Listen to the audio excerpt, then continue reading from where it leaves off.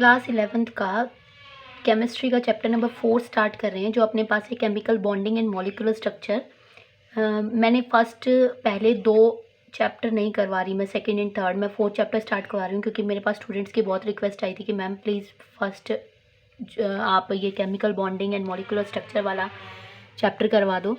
तो पहले मैं ये करवा रही हूँ, इसके बाद हम second and third chapter start करवाएंगे। फर्स्ट जो चैप्टर अपना वो मोस्टली अपना कवर हो चुका है। तो इसमें चैप्टर को स्टार्ट करने से पहले, जैसे मैं हमेशा बताती हूँ कि कोई भी चैप्टर जब स्टार्ट करते हैं ना, तो उसके नेम में ही अपने पास बहुत सारे बेसिक से क्वेश्चंस निकल के आ जाते हैं। तो वो एक बार चैप्टर को अगर जब भी हम करते हैं ना, तो एक बार उसकी चैप्टर की जो नेम है ना, उसको बहुत अच्छे से कर लो। इट्स मीन आपको अगर उसकी नेमिंग के मीन्स पता चल जाएंगे ना, तो आपके लिए पूरा चैप्टर पढ़ना बहुत ईजी हो जाएगा। तो हम क्या पढ़ रहे हैं? Chemical bonding and molecular structure. Molecular structure, अब जैसे मैं आपसे नाम बोलूं कि हाइड्रोजन हाइड्रोजन के साथ कंबाइन करके H2 बना रहा है, तो ये H2 एक हाइड्रोजन गैस का मॉलिक्यूल हो गया ना, कि हाइड्रोजन के एक एटम ने हाइड्रोजन के एक एटम के साथ बॉन्डिंग की, यानी कि केमिकली रिएक्शन किया, केमिकली बॉन्डिंग बनाई, तब जाके उसने एक मॉलिक्यूल का फॉर्मेशन किया। इट्स मीन केमिकल बॉन्डिंग पहले आएगी, यानी कि हमें केमिकल बॉन्डिंग का पता चल गया। वो केमिकल बॉन्डिंग फिर अलग अलग एटम्स के बीच में होती रहेगी, और उससे हमें नए नए क्या मिलते रहेंगे? मॉलिक्यूल्स मिलते रहेंगे। अब हमने यहाँ पे मॉलिक्यूल बनाया है, फिर आगे अपने पास बहुत सारी थ्योरीज है, जैसे वैलेंस थ्योरी है, वेस्पर थ्योरी आ रही है, कोजल लुईस स्ट्रक्चर मतलब रूल आ रहा है, फजान रूल आ जाएगा इसमें। तो ये सारी चीज़ें हम किसको मतलब एक्सप्लेन करेंगे, किसी भी मॉलिक्यूल के स्ट्रक्चर को कैसे निकालते हैं, वो हमें वहाँ से पता चलेगा। ठीक है, तो ये था अपना इस चैप्टर का बेस, यानी कि हमने इस चैप्टर के नेम का मतलब समझ लिया कि केमिकली बॉन्डिंग होगी 2 या 2 से ज़्यादा एटम्स के बीच में। वो केमिकली बॉन्डिंग होने से वो एटम्स किसका फॉर्मेशन करेंगे? न्यू कंपाउंड्स का या फिर मॉलिक्यूल्स का। और फिर वो जो न्यू कंपाउंड्स या मॉलिक्यूल्स बनेंगे, उसकी हमें क्या करनी है? स्ट्रक्चर को डिस्कस करना है। ये अपना पूरा चैप्टर आता है। इस चैप्टर में अपने पास फजान रूल है, ये बहुत बहुत इंपॉर्टेंट है वो रूल, और वो मैं अपना नेक्स्ट वीडियो में बनाऊंगी, क्योंकि ये बहुत ज़्यादा बड़ी और लेंथी हो जाएगी। तो बिना किसी देर के हम स्टार्ट करते हैं केमिकल बॉन्ड से। ठीक है, केमिकल बॉन्ड क्या होता है? फॉर एग्जांपल मैं आपको एग्जांपल दूं, जैसे कि एक बंदा यहाँ पे खड़ा है और एक इधर खड़ा है। ठीक है, अगर इन दोनों के बीच में बहुत ज़्यादा डिस्टेंस है, बहुत ज़्यादा डिस्टेंस है, तो ये दूर से ही हाय हेलो करेंगे, बस इससे ज़्यादा इन दोनों के बीच में कोई भी रिलेशनशिप नहीं होगा। ठीक है, ये तो आप सभी जानते हो। लेकिन अगर यही दोनों बंदे बहुत क्लोज क्लोज चलते हैं, साथ साथ रहते हैं, आपस में सारी बातें शेयर करते हैं, सब कुछ करते हैं, तो इनके बीच में जो बॉन्डिंग होगी ना, वो बहुत ज़्यादा स्ट्रॉन्ग हो जाएगी।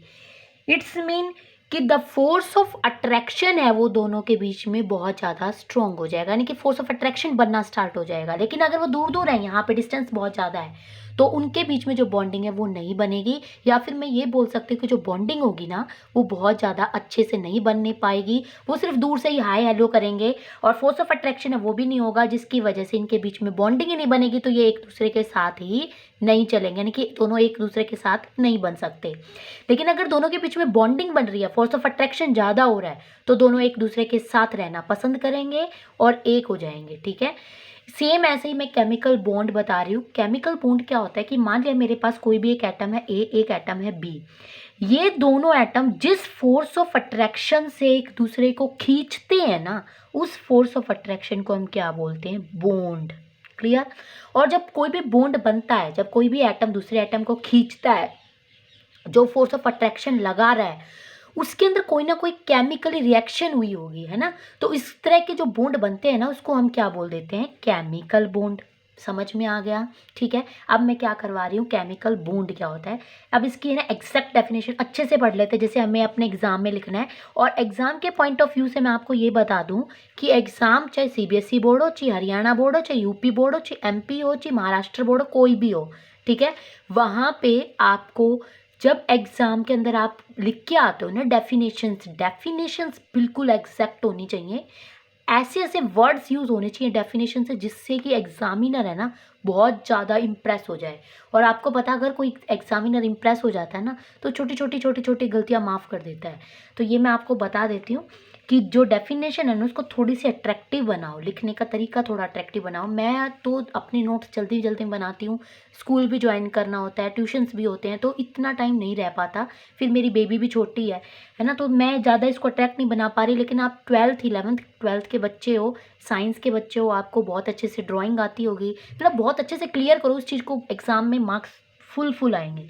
केमिकल बॉन्ड आ जाओ, the attractive force which holds various constituents together, यानी कि वो अट्रैक्टिव फोर्स जो क्या करता है, अलग अलग कंस्टिट्यूएंट्स को होल्ड करता है टुगेदर, एक साथ उनको लेके आता है, वो जो अट्रैक्टिव फोर्स है वो क्या कहलाता है, केमिकल बॉन्ड कहलाता है। इन डिफरेंट केमिकल स्पीसीज, यानी कि अलग अलग केमिकल स्पीसीज के अंदर जो कंस्टिट्यूएंट्स प्रेजेंट होंगे, ठीक है, उनको आपस में साथ लाने के लिए जो अट्रैक्टिव फोर्स अप्लाई होता है ना उसको हम क्या बोलते हैं, केमिकल बॉन्ड बोलते हैं। केमिकल बॉन्ड की एक्जैक्ट डेफिनेशन है, या फिर मैं ये भी बोल सकती हूँ, the force of attraction present between 2 और more atoms is called chemical bond. 2 या 2 से ज़्यादा एटम्स के बीच में जो फोर्स ऑफ अट्रैक्शन प्रेजेंट होता है उसको हम क्या बोलते हैं, केमिकल बॉन्ड बोलते हैं। अब अपने पास क्या आता है कि जब हम केमिकल बॉन्ड पढ़ रहे हैं, यानी कि ये चैप्टर पढ़ रहे हैं chemical bonding and molecular structure, तो अपने पास इस चैप्टर के अंदर ना कुछ क्वेश्चंस अराइज हो जाते हैं, जैसे कि व्हाई डू एटम्स कंबाइन, है ना, कि एटम्स कंबाइन क्यों करते हैं, ऐसी क्या ज़रूरत है कि एटम्स को कंबाइन होने की ज़रूरत पड़ी। दूसरा, why are only certain combinations possible, कुछ ही कॉम्बिनेशन पॉसिबल हैं, जैसे कि फॉर एग्जांपल मैं ये कह दूं कि ए बी के साथ ही रिएक्शन करना चाहता है, ए सी के साथ नहीं करना चाहता, तो ऐसी क्या मजबूरी है उस ए की कि वो बी के साथ ही जुड़ना चाहता है, सी के साथ नहीं जुड़ना चाहता, ठीक है। तो यहाँ पे इस तरह के क्वेश्चंस यहाँ पे अराइज होने वाले हैं। थर्ड अपने पास आता है, why do some atoms combine while certain others do not, ऐसा भी होता है कि कुछ एटम्स आपस में कंबाइन हो रहे, कुछ नहीं होते। फॉर एग्जाम्पल जैसे अपनी नोबल गैसेज हैं, वो आपस में मतलब किसी दूसरे एटम के साथ नहीं हो रही कंबाइन, क्यों नहीं हो रही, क्योंकि आपको पता है वो स्टेबल है, ठीक है, कुछ आपस में हो जाते हैं, ठीक है। तो ऐसा भी हो रहा है, why do molecules possess definite shapes, ऐसा क्यों होता है कि जो मॉलिक्यूल्स होते हैं इनकी कुछ एग्जैक्ट शेप्स होती है। जैसे हमने CH4 मीथेन को अगर मैं डिस्कस कर रही हूँ तो मीथेन के अंदर टेट्राहेड्रल ज्योमेट्री बनती है, टेट्राहेड्रल ज्योमेट्री के अकॉर्डिंग उसका स्ट्रक्चर है, इस तरह से हो जाएगा जैसे कि वो अपना उसमें बनाता है, डायमंड के अंदर फॉर्मेशन करता है ना, तो ये मीथेन का स्ट्रक्चर बन जाएगा टेट्राहेड्रली। तो ऐसा क्यों होता है कि कोई भी एटम्स या मॉलिक्यूल्स हैं, कंपाउंड्स हैं, वो कंबाइन करने के बाद जो नया कंपाउंड बनाते हैं, मॉलिक्यूल्स बनाते हैं, तो वो उनकी डेफिनेट शेप्स अराइज हो जाती है। तो वो सारी चीज़ें हम इस चैप्टर के अंदर पढ़ने वाले हैं। तो so to study all about question, इन सभी क्वेश्चंस को पढ़ने के लिए we will discuss many theories, हम बहुत सारी थ्योरीज को डिस्कस करने वाले हैं। सबसे पहले अपने पास आती है Kossel Lewis approach which is the base of this chapter and very very important, ठीक है। लुईस ने ही हमें वैलेंस इलेक्ट्रॉन्स को रिप्रेजेंट करना बताया था। तो कोजेल लुईस कोई साइंटिस्ट था, मतलब उसने 3rd चैप्टर में पीरियोडिक टेबल वाला पढ़ मतलब है अपना, तो वहाँ पे ये बता दिया कि वैलेंस इलेक्ट्रॉन्स होते हैं, शेल्स होती हैं, सब सेल्स होती हैं, ऑर्बिटल्स होती हैं, क्लियर। ये सब होने के बाद भी है ना, लुईस और कोजेल का दिमाग कहाँ चल रहा था, मतलब उनका ये दिमाग चल रहा था कि चलो ये चीज़ें होती हैं, फिर भी हम क्या करें कि 2 एटम आपस में कंबाइन हो जाएं। वहाँ पे तो हम सिर्फ ये पढ़ के आए कि किसी भी एटम में इतने ऑर्बिटल होते हैं, इतना उसका टोटल एटॉमिक नंबर है, मास है, इलेक्ट्रॉन्स हैं, उनको हम कैसे ऑर्बिटल में फिल्स करें, कितनी सब सेल्स होती है, कितनी सेल्स होती है, वो सारी चीज़ें हम इस चैप्टर में पढ़ी है, ठीक है। तो कोजेल लुईस ने बताया कि वो तो एक एटम के अंदर है, अगर 2 या 2 से ज़्यादा एटम आपस में कंबाइन हो रहे हैं तो वो किस तरह से होंगे, किस बेस पे होंगे, इतने सारे इलेक्ट्रॉन्स को कैसे कंबाइन करेंगे। तो हम ऐसे कौन कौन से उसके अंदर से इलेक्ट्रॉन्स चुने कि वो क्या कर दें, उनका यूज़ करके न्यू कंपाउंड का फॉर्मेशन कर दें। तो they were the first to provide a logical explanation of valence, यानी कि वैलेंस के बारे में बताएं। वैलेंस यहाँ पे इलेक्ट्रॉन्स है, वैलेंस सेल्स भी हैं, ठीक है, which was based on the inertness of noble gases, जो कि किसके ऊपर डिपेंड होना चाहते हैं, इनर्टनेस यानी कि नोबल गैसेज के ऊपर। फॉर एग्जाम्पल नोबल गैसेज पे, ठीक है। तो ये अपने पास आता है कि ये क्या कहना चाह रहा है कि वैलेंस जो इलेक्ट्रॉन्स हैं, सेल्स हैं, उनका यूज़ करके वो किसी भी एटम को नोबल गैसेज तक लेके जाता है, मतलब हमें बनानी होती हैं। फॉर एग्जांपल जैसे मैं सोडियम ले लूँ, सोडियम के कितने इलेक्ट्रॉन्स होते हैं, 11, क्लियर। तो 11 होते हैं, अगर मैं इसके इलेक्ट्रॉन्स को डिस्ट्रीब्यूट करूँ सेल्स में तो 2, 8 एंड 1 में हो जाएंगे। तो ये एक इलेक्ट्रॉन को क्या करे, ये 7 इलेक्ट्रॉन्स को ले नहीं सकता, एक इलेक्ट्रॉन को इजीली लॉस कर देगा, है ना। तो उसने इस चीज़ को मतलब इन दोनों ने यानी कि लुईस ने क्या किया, कोज़ल लुईस ने इसके ऊपर, इस वैलेंस इलेक्ट्रॉन के ऊपर काम करना शुरू कर दिया कि चलो हम इसकी इस कमजोरी को उठाते हैं कि ऐसी क्या चीज़ है और इससे हम न्यू कंपाउंड का फॉर्मेशन कर देंगे। यानी कि अगर सोडियम इस एक इलेक्ट्रॉन को बाहर निकाल देता है तो सोडियम क्या हो जाएगा, इनर्ट हो जाएगा, यानी कि नोबल गैसेस को कंटेन कर लेगा। नोबल गैसेस को कंटेन करने का मतलब नोबल गैसेस स्टेबल होती है, ना तो वो रिएक्शन कर सकती हैं, ना वो इलेक्ट्रॉन्स ले सकती है, ना ही दे सकती हैं। तो सोडियम भी तो यही बन जाएगा अगर एक इलेक्ट्रॉन लूज कर देगा तो, है ना, कि इसके सेल्स कंप्लीट हो जाएंगी, ना तो इस सेल में से ना तो इलेक्ट्रॉन्स दे सकता ना ही ले सकता, क्योंकि इसके अंदर इसके पास कितने इलेक्ट्रॉन्स हैं, 8। क्लियर। अब अपने पास आता है कि कोज़ल लुईस के अकॉर्डिंग वो एटम्स को कैसे डिवाइड कर रहा है। ठीक है, एटम्स को कैसे डिवाइड कर रहा है। तो एटम अपने पास क्या है, दो तरह से डिवाइड कर दिया एटम्स को, एक तो कर्नल में और दूसरा आउटर सेल्स में। आउटर सेल सबको पता है कि जो वैलेंस सेल होती है ना, आउटर मोस्ट सेल जो सबसे बाहर की होती है, जैसे कि मैं सोडियम को एक्सप्लेन कर दूँ तो 2, 8 एंड 1। ठीक है, तो ये जो 1 वाली है ये सबसे लास्ट की सेल है, बाहर की सेल, इसको हम क्या बोलते हैं, वैलेंस सेल। इसको हम आउटर सेल भी बोल सकते हैं।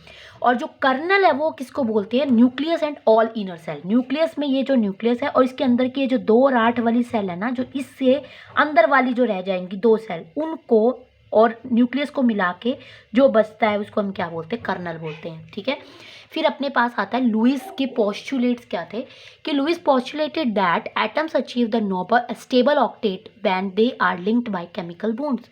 लुईस ने क्या बताया कि जब कोई भी एटम आपस में बॉन्ड बनाते हैं ना, तो वो अपने वैलेंस सेल को क्या करते हैं, कंप्लीट करने की कोशिश करते हैं, चाहे वो इलेक्ट्रॉन्स को दें या फिर वो इलेक्ट्रॉन्स को ले।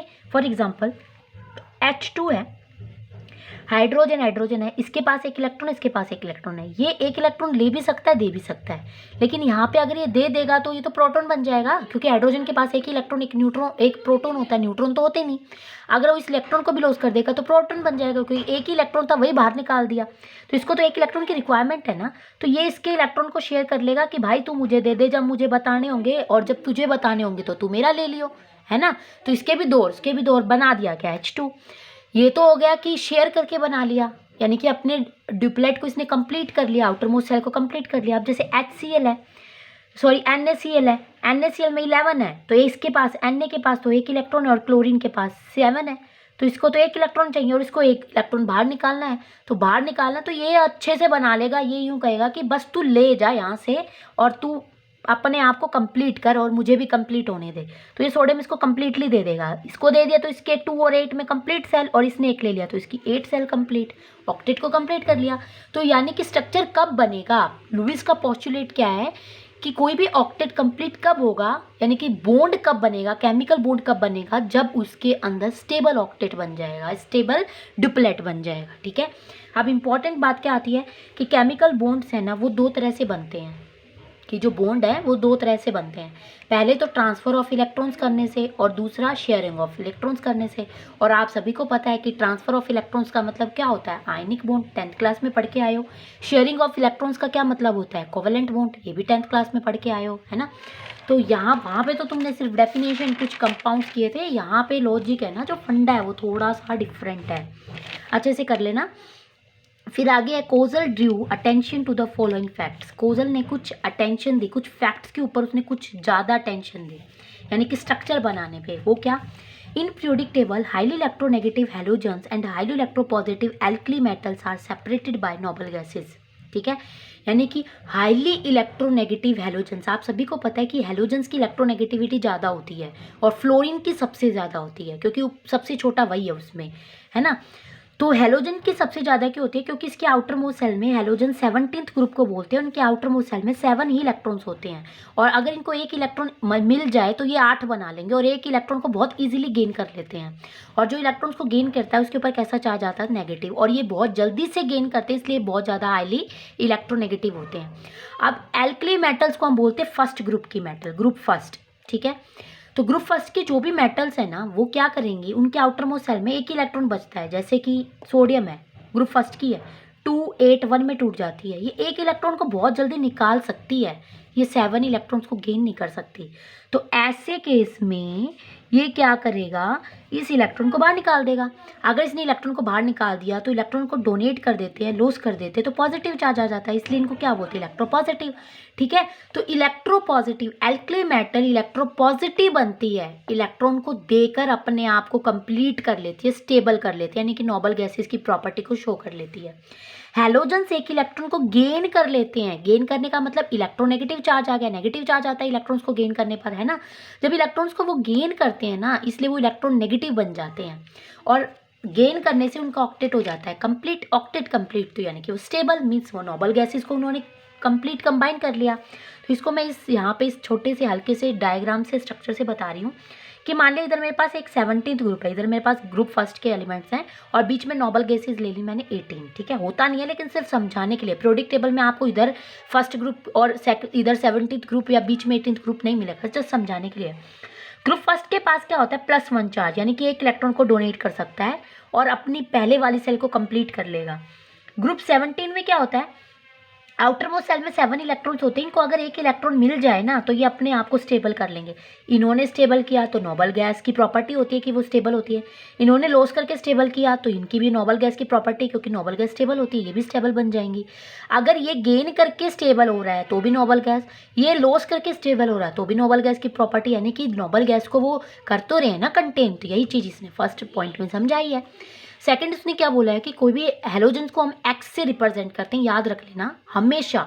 ऑर्गेनिक केमिस्ट्री में कहीं पे भी एक्स लिखा हो तो समझ लेना वहाँ पे हैलोजन है, कोई भी हैलोजन हो सकता है, फ्लोरीन, क्लोरीन, ब्रोमीन, आयोडीन। ठीक है, हैलोजन हमेशा एक इलेक्ट्रॉन को गेन करते हैं, गेन करने से उनके ऊपर नेगेटिव चार्ज आता है। फर्स्ट यानी कि मेटल एम से रिप्रेजेंट किया मैंने एल्कली मेटल्स को। मेटल्स हमेशा जो फर्स्ट ग्रुप की मेटल है वो एक ही इलेक्ट्रॉन को बाहर निकालती हैं, बाहर निकाल देंगी ना तो उनके पास एक पॉजिटिव चार्ज आ जाता है, जितने बाहर निकालेंगे उतना पॉजिटिव चार्ज। मैं तो ग्रुप फर्स्ट की पढ़ रही हूँ, है ना, तो मैंने यहाँ पे ग्रुप फर्स्ट लिख दिया।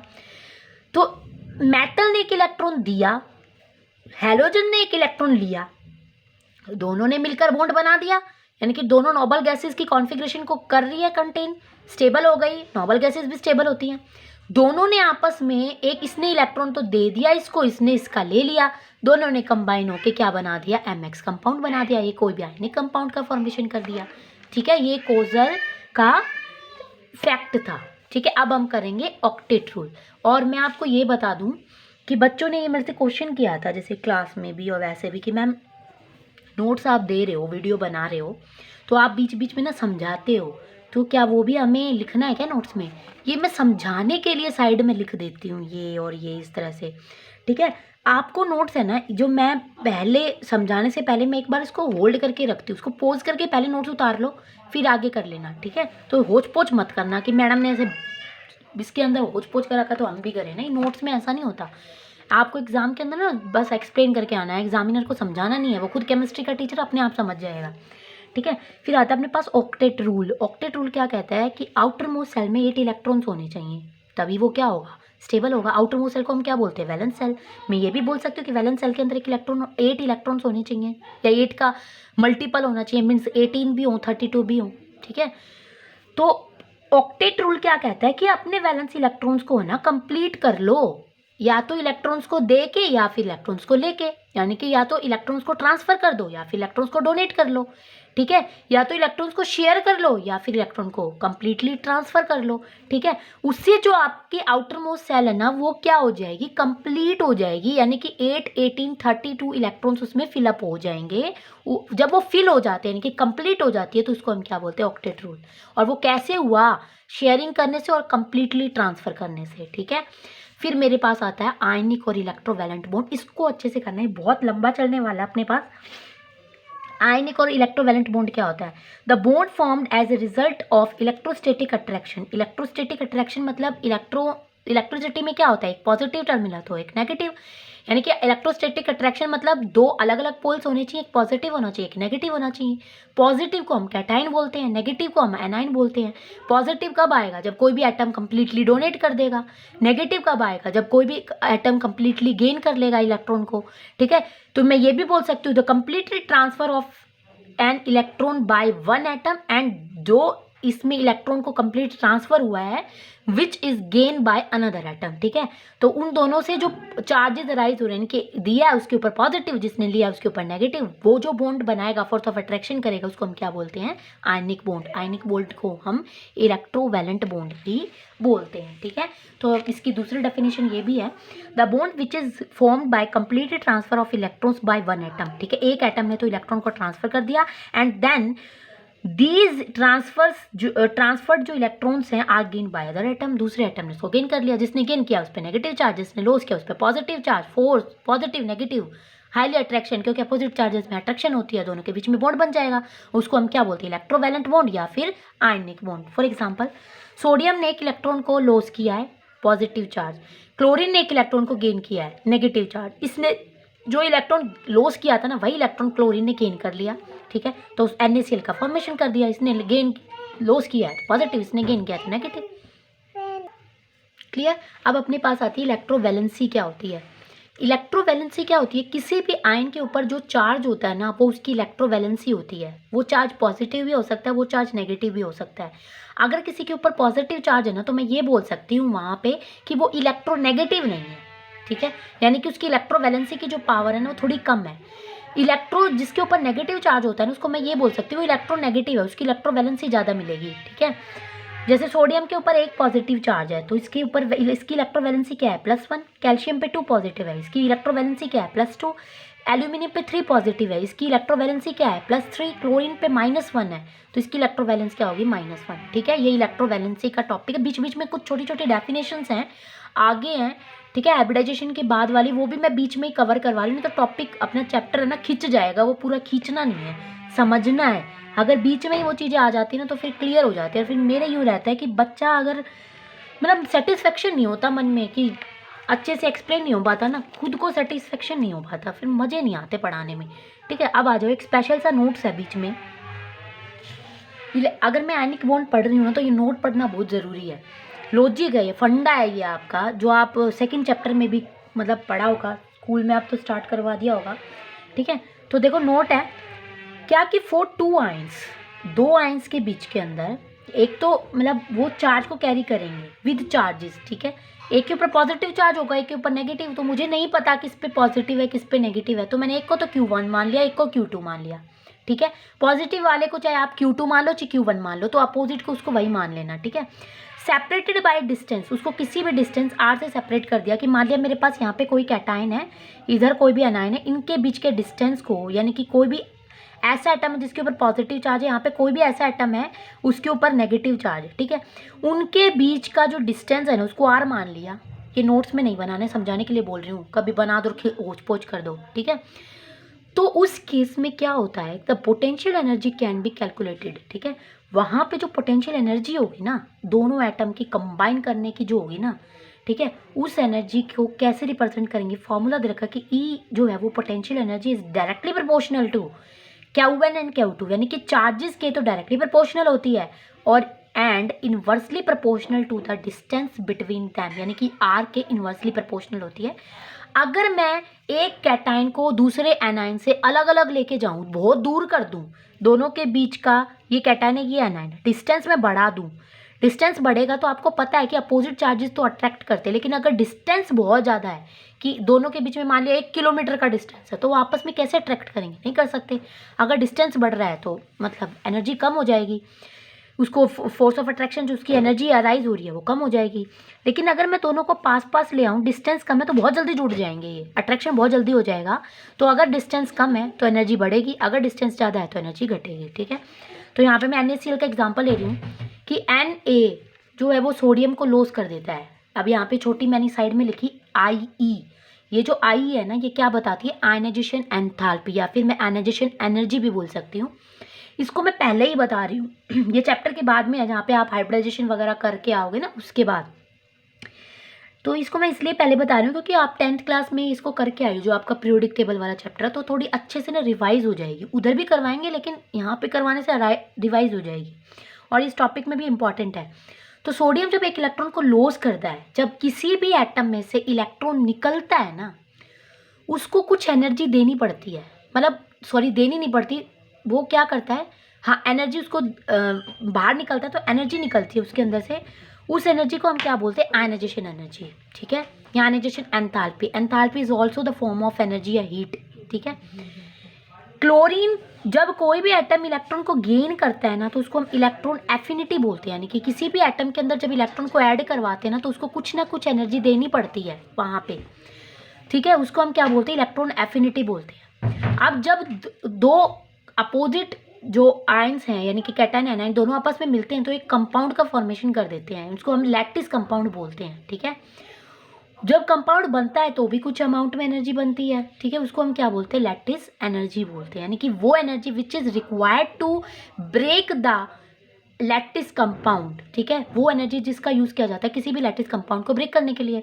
तो तीनों एनर्जी मैंने यहाँ पे लिख दी। ठीक है, अगर मैं नेट टोटल एनर्जी निकालूं तो मेरे पास ये बचती है। अब मैंने दी तो कितनी थी, इतनी दी थी।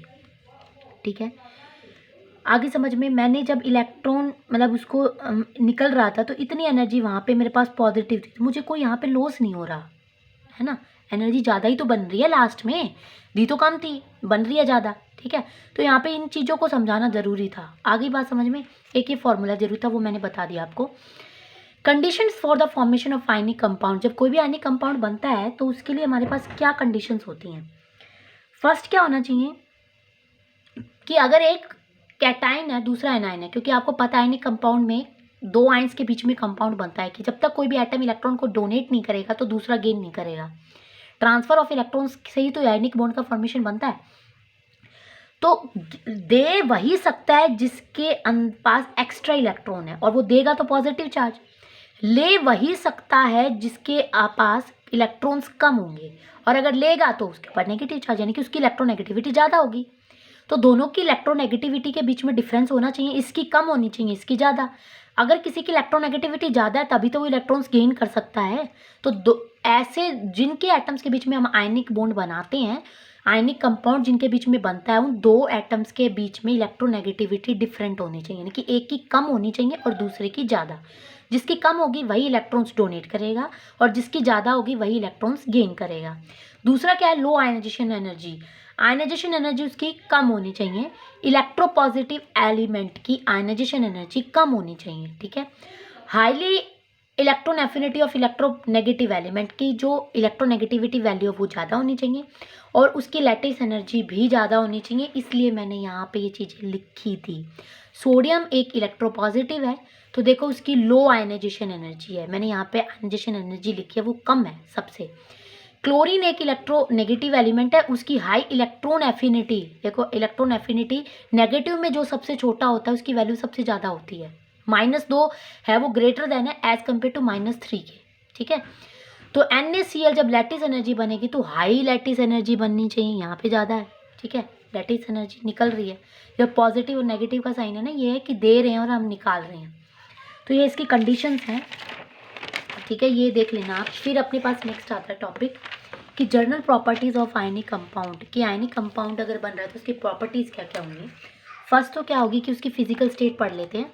जब आयनिक कंपाउंड बन रहा है तो एट रूम टेम्परेचर के ऊपर आयनिक कंपाउंड हमेशा सॉलिड स्टेट में एक्सिस्ट करते हैं, हमेशा सॉलिड स्टेट में रहते हैं।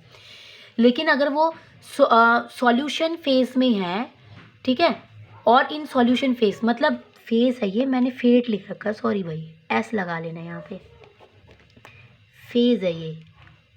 ठीक है, कि रूम टेम्परेचर पर आयनिक कंपाउंड हमेशा सॉल्यूशन या फिर लिक्विड या फिर मैं बोल सकती हूँ सॉलिड फेज में ही, स्टेट में ही एग्जिट करते हैं मतलब रहते हैं। लेकिन वो गैसियस स्टेट में तब जाते हैं जब वो रूम टेम्परेचर पर नहीं रहते, यानी कि उनको हमें बहुत ज़्यादा एनर्जी देनी पड़ती है ताकि उनके मॉलिक्यूल्स दूर दूर हो जाएं। ठीक है, पढ़ा होगा ना, मेटल्स 3 टाइप्स के होते हैं, सॉलिड, लिक्विड एंड गैसेज। ठीक है, फिर अपने पास आता है आइसोमॉर्फिज्म। क्या होता है कि the property of different ionic compounds having similar crystal structures is called isomorphism, यानी कि कोई भी दो कंपाउंड बन रहे हैं, उनका जो स्ट्रक्चर होगा ना वो तो हो सेम, लेकिन प्रॉपर्टी दोनों की डिफरेंट हो। ये आयरन सल्फेट के अंदर 7 मॉलिक्यूल्स प्रेजेंट है। आयरन यहाँ पे एक ट्रांजिशन मेटल है, मैग्नीशियम सल्फेट एक एल्कलीन अर्थ मेटल का है, लेकिन दोनों का स्ट्रक्चर सेम है, उतने ही वाटर मॉलिक्यूल्स प्रेजेंट हैं। ठीक है, तो स्ट्रक्चर भले ही सेम हो लेकिन प्रॉपर्टी दोनों की अलग अलग है। तो इस तरह के जो कंपाउंड बनते हैं उनको हम क्या बोलते हैं, आइसोमोर्फिज्म, ठीक है। फिर अपने पास आती है इलेक्ट्रिकल कंडक्टिविटी। आप सभी को पता है कि सॉलिड स्टेट के अंदर अगर मैं नमक, मेरे पास टेबल सॉल्ट है, मैं जो अपनी सब्जी बनाते हैं, खाना बनाते टाइम यूज़ करते हैं, वो डिब्बे में सॉलिड स्टेट में प्रेजेंट होता है, उसके अंदर अगर मैं बैटरी लगा दूँ तो बल्ब नहीं जलेगा, ठीक है। लेकिन अगर मैं उसी नमक को पानी के अंदर घोल के फिर इलेक्ट्रिसिटी का फॉर्मेशन करवाऊँ तो मेरे पास बल्ब जल जाएगा। यानी कि मैं ये बोल सकती हूँ एक्वस या मोल्टन स्टेट के अंदर गुड कंडक्टर का काम करता है कोई भी आयनिक कंपाउंड, ठीक है। लेकिन वो अगर सॉलिड स्टेट के अंदर प्रेजेंट है ना तो वो बैड कंडक्टर कहलाता है, वो इलेक्ट्रिसिटी को पोजेस नहीं करेगा।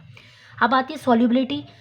आयनिक कंपाउंड आयनिक ही सॉल्वेंट में घुलते हैं, ठीक है। तो इसको हम बोल सकते हैं लाइक डिजॉल्व लाइक। नमक है वो पानी में बहुत अच्छे से घुल जाता है। रीज़न सोडियम क्लोराइड होता है, अपने टेबल सॉल्ट का फॉर्मूला टूटता है तो Na पॉजिटिव Cl नेगेटिव में। वाटर अपने पास आता है H2O, ये टूट जाता है H पॉजिटिव में और OH नेगेटिव के अंदर, ठीक है। इसके अंदर भी कैटायन एनायन है, इसके अंदर भी कैटायन एनायन है। तो जो पोलर होते हैं वो पोलर में घुलते हैं, जो नॉन पोलर होते हैं नॉन पोलर में घुलते हैं, ठीक है। तो इसलिए हम बोलते हैं लाइक डिजॉल्व लाइक। तो जो आयनिक कंपाउंड है वो आयनिक सोलवेंट के अंदर ही सॉल्यूबल होंगे। अगर मैं नमक को बेंजीन में घोलूँ तो बेंजीन में नहीं घुलेगा, क्योंकि बेंजीन के अंदर आयंस नहीं होते, ठीक है। वो उसके अंदर पोलर आयंस नहीं होते, दोनों आयंस प्रेजेंट नहीं होते, कैटायन और एनायन नहीं होते। वाटर में होते हैं, वाटर में H पॉजिटिव और OH नेगेटिव दोनों है। फिर अपने पास आता है लुईस सिंबल। क्या होता है, ठीक है। Keeping track of valence electron को लाने के लिए लुईस ने वैलेंस इलेक्ट्रॉन्स का यूज़ करके, यानी कि लुईस अपना सिंबल बनाया था। वो क्या बताया था इसने कि to draw the Lewis symbol for an element we write its chemical symbol. हम उसका केमिकल सिंबल लिखते हैं, ठीक है, सराउंडेड बाय डॉट से, each of which represent a valence electron of that atom. क्या, कैसे, मतलब कहना क्या चाहता है कि मुझे अगर किसी का भी लुईस सिंबल बनाना तो पहले उस एटम को केमिकल सिंबल लिख लो। जैसे मैं लिख रही हूँ, मैं बता दूँ कि मैं सोडियम, एक जगह तो मैं सिंपल इंग्लिश में लिख दूँ वर्ड अल्फ़ाबेटिकली सोडियम, इसको मैं लुईस सिंबल से रिप्रेजेंट करूँ कि सोडियम का केमिकल सिंबल क्या होता है, Na, ठीक है। फिर लुईस सिंबल में सिर्फ सिंबल ही नहीं लगाना होता, उसमें वैलेंस इलेक्ट्रॉन्स को भी दर्शाना होता है। दोनों चीज़ जब हम लिखते हैं ना तभी अपने पास एक कंप्लीट लुईस सिंबल बनता है।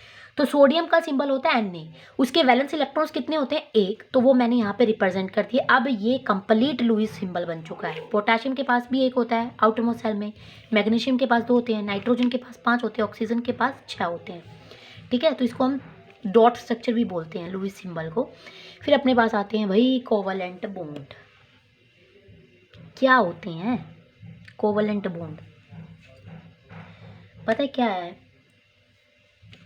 जो केमिकल बॉन्डिंग है ना, थोड़ा सा फ्रेश कर देती हूँ मैं, मतलब माइंड आपका फ्रेश हो जाए, मेरा भी हो जाए।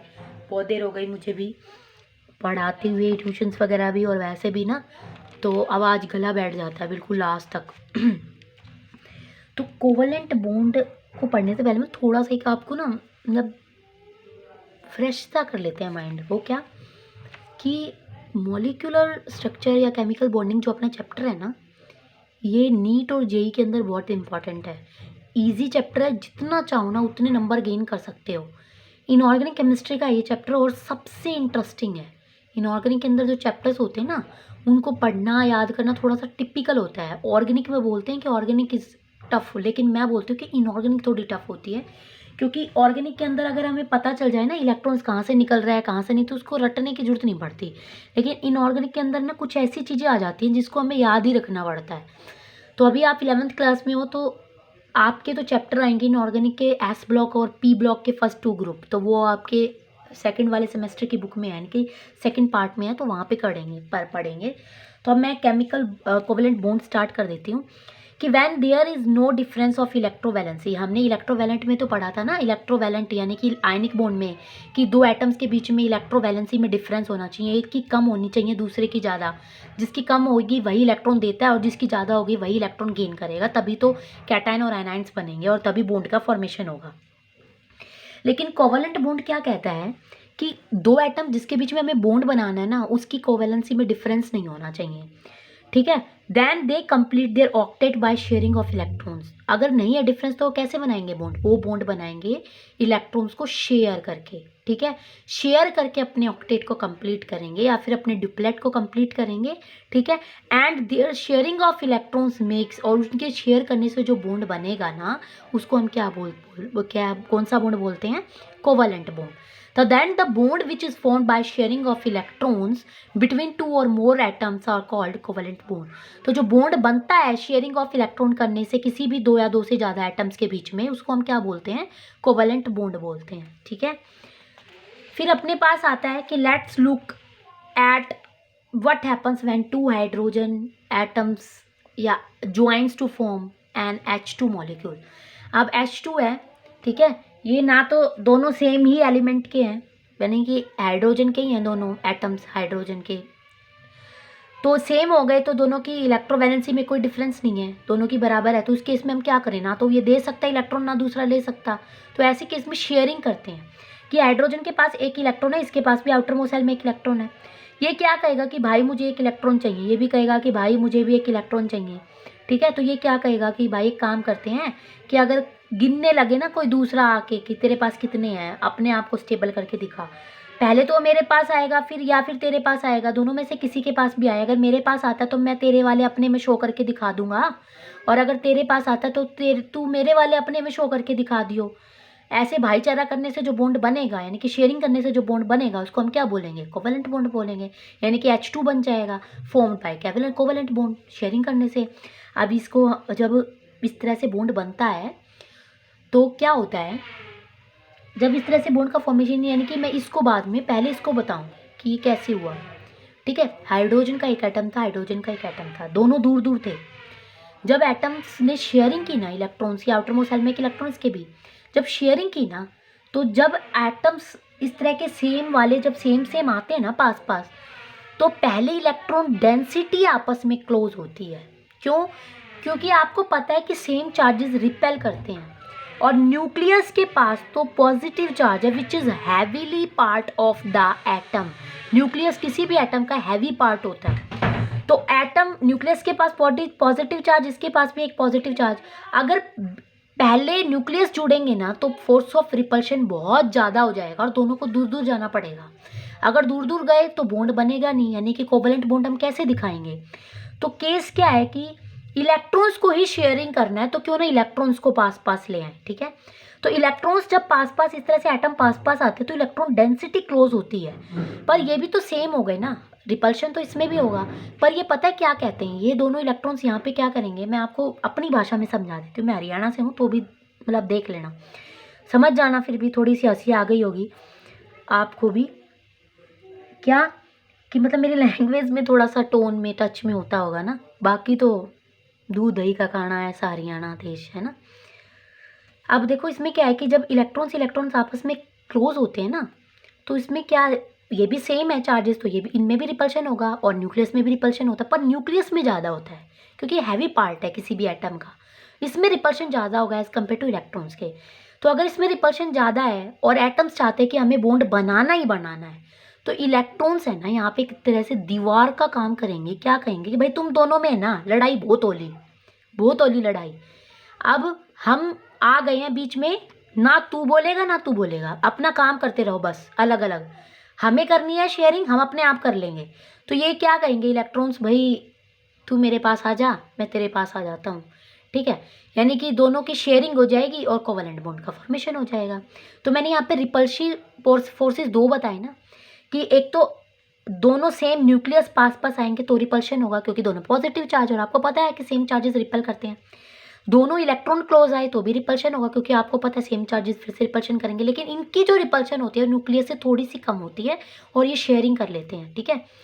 जब दोनों पास पास आए, यानी कि इसके इलेक्ट्रॉन ने यहाँ पे ओवरलैपिंग किया, ये वाला इलेक्ट्रॉन इस एटम का है, इसके इलेक्ट्रॉन ने इस एटम का इलेक्ट्रॉन ये है, ऐसे ओवरलैपिंग किया दोनों ने शेयरिंग करके, इसका ये है और इसका इधर है, मतलब मैंने इस तरह से ओवरलैपिंग करवाई, ठीक है। तो इसमें देखना, यानी कि इस एटम का जो ये इलेक्ट्रॉन है और इस एटम का जो न्यूक्लियस है, अब दोनों अपोजिट हो गए ना, तो इनके बीच में फोर्स ऑफ अट्रैक्शन होगा, यानी कि इसको खींचेगा। इस एटम का जो न्यूक्लियस है वो इस एटम के इस इलेक्ट्रॉन को अपनी तरफ खींचेगा, अपोजिट चार्जेज हो गई, फोर्स ऑफ अट्रैक्शन होगा, ठीक है।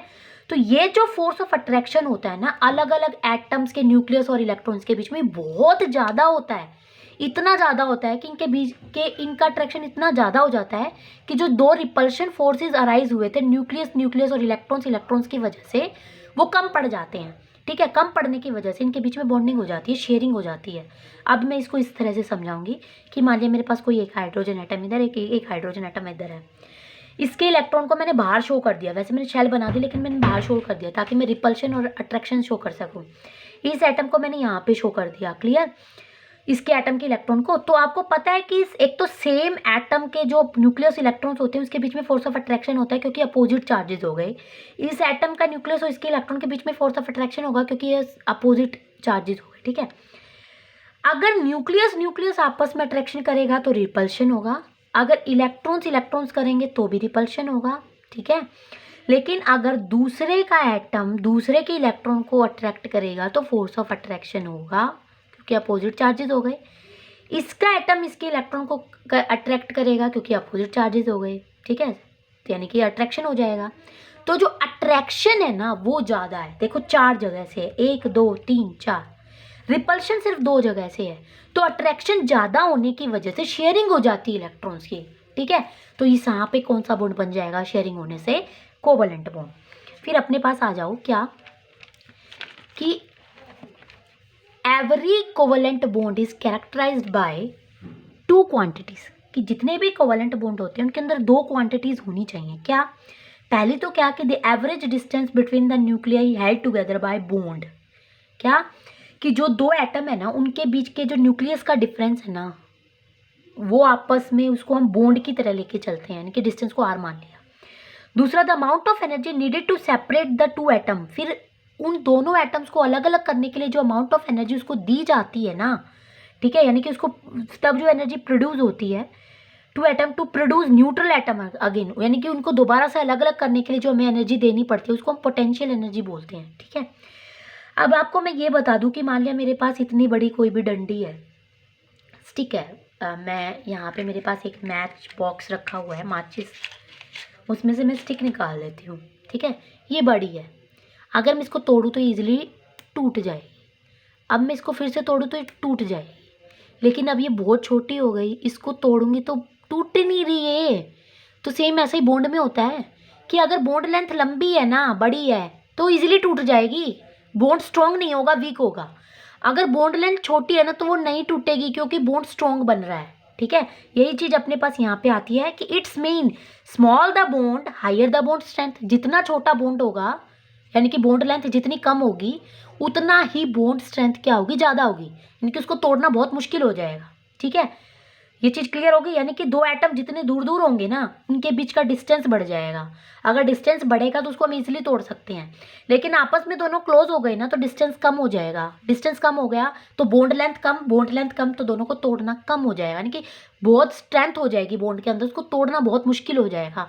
तोड़ने के लिए हमें बहुत ज़्यादा एनर्जी लगानी पड़ेगी उसको। ये सेकेंड पॉइंट को रिप्रेजेंट करता है। ठीक है, कि उसको न्यूट्रल करने के लिए बहुत ज़्यादा अमाउंट में एनर्जी देनी पड़ेगी। इसको हम ग्राफ से शो कर लेते हैं अपने पास क्या कि एक चीज़ मैं आपको यहाँ पे ग्राफ के अंदर जब मैं शो करूँगी ना तो देखो ना, ये 0 पॉइंट मैंने यहाँ पे लिया है ओरिजिन। आपको पता है ओरिजिन से ऊपर ग्राफ में सारे पॉजिटिव होते हैं, नीचे नेगेटिव होते हैं। ठीक है, इस तरह से होता है अपने पास मैथ्स में ग्राफ, ये ओरिजिन, ऊपर पॉजिटिव नीचे नेगेटिव, इधर पॉजिटिव इधर नेगेटिव। ठीक है, तो हमें ये वाला हिस्सा नहीं लेना, हमें ऊपर वाला और नीचे वाला और यही लेना है। तो एक्स एक्सिस होता है, ये कौन सा हो जाएगा अपने पास, ये प्लस एक्स एक्सिस, ये plus minus x axis, plus sorry अपने पास ये एक्स एक्सिस वाली लाइन है, ये वाई एक्सिस वाली है, तो इधर तो सारे पॉजिटिव होंगे, इधर क्या होंगे, एक वाई एक्सिस पॉजिटिव होगा, इधर अपने पास एक्स एक्सिस नेगेटिव होगा, इधर दोनों नेगेटिव होंगे और इधर ये वाला नेगेटिव और ये वाला पॉजिटिव, माइनस वाई नेगेटिव और इधर प्लस एक्सिस की वजह से पॉजिटिव। ठीक है, तो हमें ये नहीं लेना है हिस्सा, हमें ये वाला लेना है। ठीक है, तो इसमें शो कर रही हूँ मैं, तो मेरे पास ओरिजिन है, ऊपर सारे पॉजिटिव नीचे सारे नेगेटिव। तो मैं इसको रिप्रेजेंट करने के लिए ना कुछ पॉइंट्स ले रही हूँ। मैं यहाँ पे पोटेंशियल एनर्जी ले रही हूँ, इधर मैं डिस्टेंस ले रही हूँ। एक्स एक्सिस पे डिस्टेंस ऑफ सेपरेशन, यानी कि 2 एटम जिस डिस्टेंस पे है ना उनके बीच का जो डिस्टेंस है उसको हमने नीचे ले लिया, और जो पोटेंशियल एनर्जी उसको देनी पड़ेगी ना तोड़ने के लिए वो मैंने वाई एक्सिस पे ले ली। ठीक है, तो अगर मेरे पास पोटेंशियल एनर्जी नेगेटिव है ना, तो समझ लेना फोर्स ऑफ अट्रैक्शन ज़्यादा होगा। क्यों? कम देनी पड़ेगी एनर्जी, ज़्यादा देनी पड़ेगी यानी कि तोड़ना मुश्किल है। तोड़ना मुश्किल कब होता है? जब बॉन्ड बहुत ज़्यादा अट्रैक्टिव होंगे। पॉजिटिव तब होती है यानी कि उसको कम देनी पड़े, कम तब देंगे, रिपल्शन होगा। रिपल्शन मतलब बॉन्ड डिस्टेंस ज़्यादा है, डिस्टेंस ज़्यादा है तो हम कभी भी इजीली तोड़ सकते हैं। जीरो का मतलब ना तो उसमें रिपल्शन हो रहा है ना उसमें अट्रैक्शन हो रहा है, यानी कि ओरिजिन पे ना तो रिपल्शन होगा ना ही अट्रैक्शन होगा। तो मैं आपको यहाँ से पहले मैं यहाँ से बताती हूँ। देखो, ये प्लस एक्स एक्सिस है, पता है ना, इधर प्लस एक्स एक्सिस होती है ओरिजिन पे। तो यानी कि जब ये प्लस से ऐसे नेगेटिव की तरफ जा रही है, नेगेटिव की तरफ, देखो नेगेटिव की तरफ कंपाउंड इधर आ रहा है, एटम जो मॉलिक्यूल्स बना है, ठीक है। नेगेटिव पे इसने क्या दिखा रखा है कि मॉलिक्यूल्स इज मोस्ट स्टेबल, यानी कि मोस्ट स्टेबल। अभी यहाँ पे आ जाओ, नेगेटिव का मतलब अट्रैक्शन बहुत ज़्यादा है। अट्रैक्शन कब ज़्यादा होगी? जब दोनों के बीच का डिस्टेंस बहुत कम होगा। अभी अभी मैंने बताया था कि लेंथ जितनी छोटी होगी ना उतना ही तोड़ना मुश्किल है, अगर डिस्टेंस जितना कम होगा ना उतना ही तोड़ना मुश्किल है, यानी कि फोर्स ऑफ अट्रैक्शन ज़्यादा होगा वहाँ पे। तो नेगेटिव जितनी पोटेंशियल होगी वहाँ पे फोर्स ऑफ अट्रैक्शन उतना ही ज़्यादा होगा। क्लियर? फिर देखो ये पॉजिटिव की तरफ बढ़ रही है, पॉजिटिव की तरफ बढ़ते बढ़ते ये यहाँ आ गई, यानी कि energy rises due to inter nuclear repulsion. यहाँ पे कम देनी पड़ेगी पोटेंशियल एनर्जी। क्यों? क्योंकि रिपल्शन हो रहा है। रिपल्शन मतलब दोनों दूर दूर ज़्यादा हैं, यानी कि डिस्टेंस लेंथ है जो बॉन्ड लेंथ है वो बढ़ गई। बॉन्ड लेंथ अगर बड़ी होगी, लंबी होगी तो कभी भी तोड़ सकते हैं, इतनी एनर्जी देने की जरूरत नहीं, इसलिए पोटेंशियल एनर्जी यहाँ पे क्या हो जाएगी? पॉजिटिव। और जीरो पे तो आपको पता है ना घट रही ना बढ़ रही। ये अपने पास इसका डायग्राम था, बहुत ईजी है। ये जो 75 पिकोमीटर है ना, ये दे रखा है कि ये जो ओरिजिन वाली लाइन है ना, ये यहाँ से, और जो अपने पास स्टेबल बन रहा है कंपाउंड, जो बहुत ज़्यादा अट्रैक्टिव बन रहा है, जहाँ पे हमें पोटेंशियल एनर्जी बहुत मतलब ज़्यादा देनी पड़ रही है, ठीक है, यानी कि इधर डिस्टेंस बढ़ रहा है ना, पोटेंशियल एनर्जी मतलब नेगेटिव हो रही है, ठीक है। नेगेटिव होती है तो मतलब अट्रैक्शन होता है, तो ये इतने डिस्टेंस पे हो रहा है, ये बता रहा है, यानी कि 75 पिकोमीटर ओरिजिन से दूर पे कंपाउंड स्टेबल हो जाएगा, मतलब अट्रैक्शन ज़्यादा हो जाएगा, ठीक है। अब अपने पास नेक्स्ट आ जाओ कि many atoms forms covalent bond by sharing enough electron to give them complete S and P subcells in their outermost cell। S and P subshell क्या बारे में क्या बताता है? S मतलब मेटल्स हैं सारी, P ऑर्बिटल में सारे कुछ नॉन मेटल्स है कुछ मेटल्स हैं। S ब्लॉक में वही आते हैं जिनकी आउटर मोस्ट सेल के इलेक्ट्रॉन्स S ऑर्बिटल में फिल हो। P ब्लॉक में वो आते हैं जिनके आउटर मोस्ट के सेल के इलेक्ट्रॉन्स P ब्लॉक में फिल अप हो, ठीक है। यानी कि हम कोवेलेंट बॉन्ड सिर्फ S और P के बीच में ही बना सकते हैं। SS वाले भी बना सकते हैं, PP वाले भी बना सकते हैं, और SP वाले भी बना सकते हैं। तो इस वजह से S और P के बीच में जो बॉन्डिंग हो रही है ना तीनों तरीके से, इस वजह से कोवेलेंट बॉन्ड को दो भागों में डिवाइड कर दिया, एक तो पोलर कोवेलेंट बॉन्ड और दूसरा नॉन पोलर कोवेलेंट बॉन्ड, ठीक है। पोलर कोवेलेंट बॉन्ड मैं बता देती हूँ। पोलर कोवेलेंट बॉन्ड में क्या होता है कि कंप्लीटली डोनेशन नहीं होता इलेक्ट्रॉन्स का, ठीक है। सिर्फ और सिर्फ वो क्या करते हैं, जैसे कि इसको समझाने के लिए मैं आपको एक छोटा सा एग्जांपल देती हूँ। रस्सी खींच खेला है कभी? बच्चे हो गए, कहीं ना कहीं देखा होगा, खेला होगा, नहीं तो यूट्यूब पे देख लो। जो रस्सी खींचने वाला गेम है ना वो देखना, हरियाणा में बहुत होता है, पहलवान बहुत होते हैं ना हरियाणा, दूध दही का खाना है ना। तो जब रस्सी खींचते हैं ना तो रस्सी एक लाइन होती है इधर बीच में, इधर एक टीम इधर एक टीम, दोनों के बीच में रस्सा होता है बहुत मोटा। अगर टीम बट रही है तो मतलब बराबर बराबर पहलवान होंगे दोनों के साइड। और आपको पता है कि इलेक्ट्रोवैलेंसी में डिफरेंस नहीं होना चाहिए, इसलिए मैंने पहलवान बराबर बराबर लिए हैं, ठीक है। और रस्सा है दोनों के बीच में, दोनों खींच रहे हैं।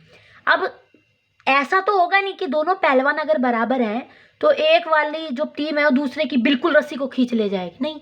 लेकिन हाँ इतना हो सकता है कि हल्का सा तो उसको अपनी तरफ खींच ही सकती है ना। तो इसका मतलब क्या है कि ये कंप्लीटली इलेक्ट्रॉन्स को यहाँ पे डोनेट नहीं करता, ये जस्ट उसको हल्का सा खींच लेता है, यानी कि शेयर कर लेता है।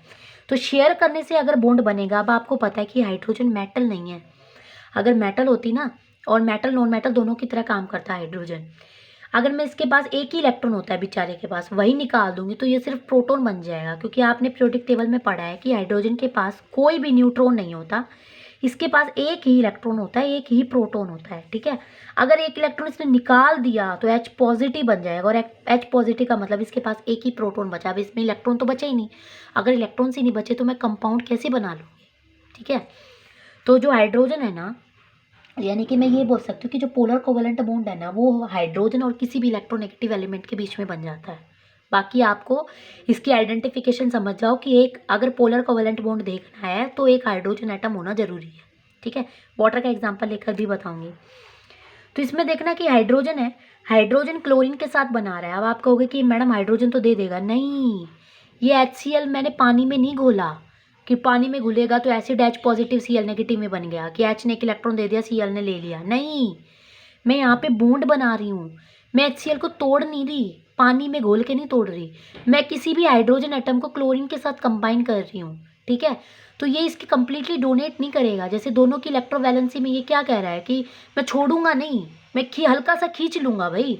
तो ये क्लोरीन इसके इलेक्ट्रॉन को हल्का सा खींच लेता है, ठीक है, खींच लेता है, हल्का से खींचेगा तो मतलब अपनी तरफ खींचा ना, तो इसके ऊपर क्या आ जाएगा, माइनस पार्शियली नेगेटिव चार्ज। और इसने हल्का सा दिया तो इसके ऊपर क्या आ जाएगा, पार्शियली पॉजिटिव चार्ज। मैं ये बोल सकती हूँ कि जो आयनिक बॉन्ड होते हैं उनको हम पार्शियली कोवेलेंट बॉन्ड बोल सकते हैं, या फिर मैं ये बोल सकती हूँ जो पोलर कोवेलेंट बॉन्ड होते हैं उनको हम पार्शियली आयनिक बॉन्ड बोल सकते हैं, क्योंकि इनके अंदर पार्शियली चार्ज लग जाते हैं, ठीक है। तो बॉन्ड बनेगा, HCl बन जाएगा, एक इलेक्ट्रॉन्स, भाई मेरे को चाहिए हाइड्रोजन, कह रहा है क्लोरीन को कि भाई तू दे दे, तेरे पास 7 है, एक दे दे, दे देना, दे देना। ये कहेगा कि मैं अगर दे दूंगा तो मैं स्टेबल कैसे होऊंगा। तो तू एक काम कर, जब तुझे दिखाना हो ना तो तू मेरे एक इलेक्ट्रॉन को शेयर करके दिखा दियो। अब ये कहेगा कि अब मुझे भी तो चाहिए एक, तो ये कहेगा चल तू भी एक काम कर, जब तुझे शो करना हो तो मेरा भी एक इलेक्ट्रॉन लेके शो कर दियो। इसका डुप्लेट कंप्लीट, इसका एक ऑक्टेट कंप्लीट, कंपाउंड बना दिया HCl, ठीक है। अब आ जाओ non polar. Non polar, polar में तो दो होने चाहिए पोल्स, पॉजिटिव नेगेटिव, वो हमने पार्शियली शो कर दिए। नॉन पोलर मतलब कोई पोल ना हो उसके अंदर, पोलर ना हो, दोनों सिर्फ शेयरिंग हो, कोई पार्शियली चार्ज ना हो उसमें। जैसे मैंने क्लोरीन ले लिया, 7 है, शेयर कर ली दोनों ने, क्लोरीन Cl2 बना दिया। अब यहाँ पे ना मेरे पास देखो कुछ फ्री इलेक्ट्रॉन्स पर एक एक इलेक्ट्रॉन्स ही तो शेयर हो रहे हैं, तो ये बाकी जो डॉट डॉट में दिख रहे हैं फ्री में पड़े हैं ना, ठीक है। तो इनको भी हम बताते कि होते क्या हैं। मैं नाइट्रोजन का एग्जांपल लेके बताती हूँ। 5 होते हैं नाइट्रोजन के आउटर मोस्ट सेल में। तो नाइट्रोजन क्या करता है, 5 आउटर मोस्ट सेल में होते हैं तो इसको 3 चाहिए, यानी कि ये 3 बॉन्ड बना सकता है। तो ये अगर 3 इलेक्ट्रॉन को शेयर कर लेगा ना, यानी कि 3 इलेक्ट्रॉन इसने शेयर कर लिए, शेयर करने से बॉन्ड बनाना, तो इसको बॉन्ड बनने को हम क्या बोलते हैं, बॉन्ड पेयर बोलते हैं, ठीक है। अब 2 इलेक्ट्रॉन्स बच गए ना, इनको हम बोलते हैं लोन पेयर। लोन पेयर, एक लोन पेयर में 2 इलेक्ट्रॉन्स प्रेजेंट होते हैं। तो लोन पेयर बॉन्ड पेयर का मतलब पता चल गया, दोनों ने शेयर की, नाइट्रोजन का मॉलिक्यूल्स बना दिया, ओके। अब मेरे पास आती है बस थोड़ी सी चीज़ और, फिर complete. Bond polarity and electronegativity क्या होती है, टॉपिक अपना बॉन्ड पोलैरिटी एंड इलेक्ट्रोनेगेटिविटी। मैं यहाँ पे पोलर और नॉन पोलर बॉन्ड को एक्सप्लेन करने वाली हूँ, पढ़ूंगी फिर बताऊंगी, अपनी लैंग्वेज में लिखा है मैंने। When 2 atoms of some same element, जब 2 एलिमेंट यानी कि सेम एलिमेंट के 2 एटम आपस में कंबाइन करते हैं ना, कंबाइन टुगेदर, कंबाइन करते हैं, then there is no difference between electronegativity. उनकी इलेक्ट्रोनेगेटिविटी में कोई डिफरेंस नहीं होता। जैसे हाइड्रोजन हाइड्रोजन के साथ कर रहा है, सेम ही एलिमेंट के दोनों एटम है, क्लोरीन क्लोरीन के साथ कर रहा है, सेम ही एलिमेंट के दोनों क्लोरीन है, एटम है, तो दोनों की इलेक्ट्रोनेगेटिविटी में कोई डिफरेंस नहीं। जैसे मेरे पास मान लिया मैं रूम में बैठ के ऑक्सीजन गैस को, रेस्पिरेशन में सांस को ले रही हूँ ऑक्सीजन गैस को, तो भी O2 मॉलिक्यूल ही रहेगा। ग्राउंड में जाके लूँगी तो भी O2 मॉलिक्यूल रहेगा। ऐसा तो है नहीं कि वहाँ जाके वो ओजोन बन जाएगा, नहीं ना। अब जैसे क्लोरीन है, मैं क्लोरीन की सेम एलिमेंट के 2 एटम ले रही हूँ, क्लोरीन क्लोरीन ही, दोनों की इलेक्ट्रोनेगेटिव सेम होगी, ठीक है। तो जब हम किसी भी एक एलिमेंट के 2 एटम लेते हैं तो उनकी इलेक्ट्रोनेगेटिविटी में कोई डिफरेंस नहीं आता, ठीक है। अगर कोई डिफरेंस नहीं आता तो उनके ऊपर कोई भी पार्शियली चार्ज नहीं बनता, क्यों, क्योंकि वो दोनों की इलेक्ट्रोनेगेटिविटी सेम है, तो ना तो कोई इलेक्ट्रॉन देगा ना ही दूसरा ले सकता है। अगर लेगा ही नहीं, देगा ही नहीं, तो कोई भी पार्शियली चार्ज क्रिएट नहीं होगा। They form a bond between them by sharing of electrons, उस केस में वो इलेक्ट्रॉन को शेयर करके बॉन्ड बनाते हैं। एंड दीज मॉलिक्यूल्स और compounds are called non polar bonds, और ऐसे बॉन्ड को हम नॉन पोलर बॉन्ड बोलते हैं, और जो कंपाउंड बनेंगे उसको हम क्या बोलेंगे, नॉन पोलर कोवेलेंट बॉन्ड भी बोलते हैं, ठीक है, या फिर नॉन पोलर कोवेलेंट कंपाउंड भी बोलते हैं। On these molecules, in molecules के ऊपर या इन कंपाउंड्स के ऊपर do not show polarity, polarity show नहीं होती। पोलैरिटी मतलब चार्जेस शो नहीं करते हम। पोलर मतलब 2 चार्ज होना, पॉजिटिव नेगेटिव। अगर दोनों की वैलेंसी सेम है तो ना तो ये हाइड्रोजन दे सकता ना ये ले सकता, तो कोई भी पार्शियली चार्ज नहीं क्रिएट हो रहा, ठीक है। तो ये क्या है, नॉन पोलर, ठीक है।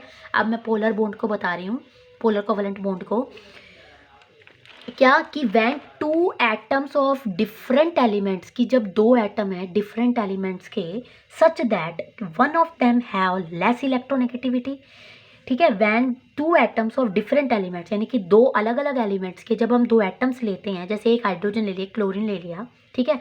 इस तरह से ले लिया कि दोनों की इलेक्ट्रोनेगेटिविटी में डिफरेंस है। डिफरेंस मतलब हाइड्रोजन की इलेक्ट्रोनेगेटिविटी कम होती है, क्लोरीन हैलोजन है उसकी इलेक्ट्रोनेगेटिविटी ज़्यादा होगी, ठीक है।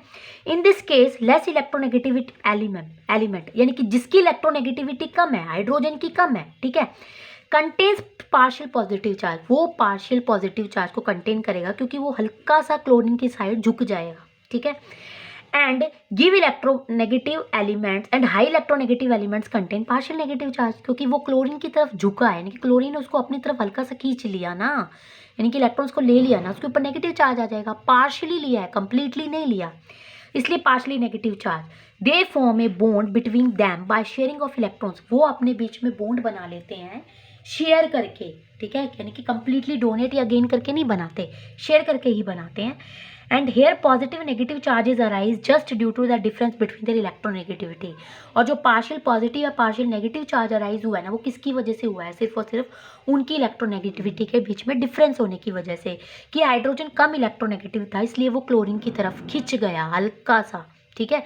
तो उनके बीच में पोलैरिटी क्रिएट हो गई, यानी कि पोलर्स बन गए, पॉजिटिव नेगेटिव पार्शियली बने हो लेकिन बने तो है ना।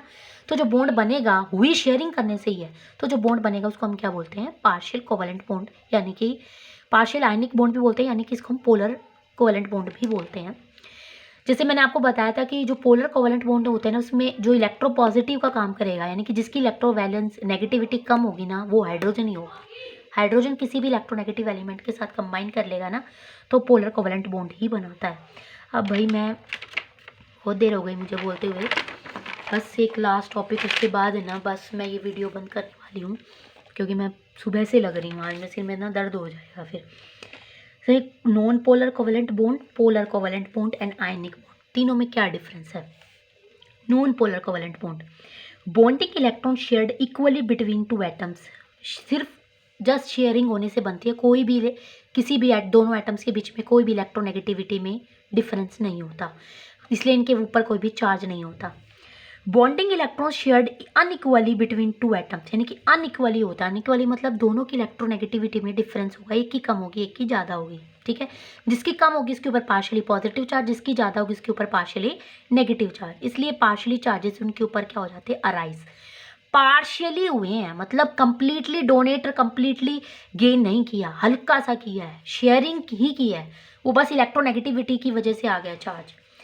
आयनिक बॉन्ड मतलब कंप्लीटली ट्रांसफर ऑफ वन और मोर वैलेंस इलेक्ट्रॉन, जब हम वैलेंस इलेक्ट्रॉन कोई भी एटम अपना कंप्लीटली डोनेट कर देता है और दूसरा कंप्लीटली लेने वाला हो ना, तो उसके ऊपर फुल चार्ज आता है, यानी कि पॉजिटिव और नेगेटिव, ठीक है, उसको हम क्या बोलते हैं, आयनिक बॉन्ड। अब मैं आगे का जो टॉपिक है ना, फजान रूल जिसको बोलेंगे, ठीक है, यानी कि मैं ये भी बोल सकती हूँ कि फॉर्मल चार्ज जैसे हम निकालते हैं, नेक्स्ट वीडियो में करवाऊँगी। अगर आपको मेरा पढ़ाया हुआ अच्छा लगता है तो प्लीज़ प्लीज़ प्लीज़ मेरे चैनल को सब्सक्राइब करो, शेयर कर दो जितना हो सके ताकि दूसरे बच्चों को भी फ़ायदा हो सके, लाइक कर दो और अच्छे अच्छे कमेंट्स कर दो, ताकि मुझे भी पढ़ने में थोड़ा, मैं इतनी मेहनत कर रही हूँ तो थोड़ा मेरे मन को भी सुकून मिले कि हाँ बच्चे मतलब खुश हैं, ठीक है। तो प्लीज़ सब्सक्राइब करें, लाइक करें और शेयर करें, क्लियर, और अच्छे अच्छे कमेंट्स करें।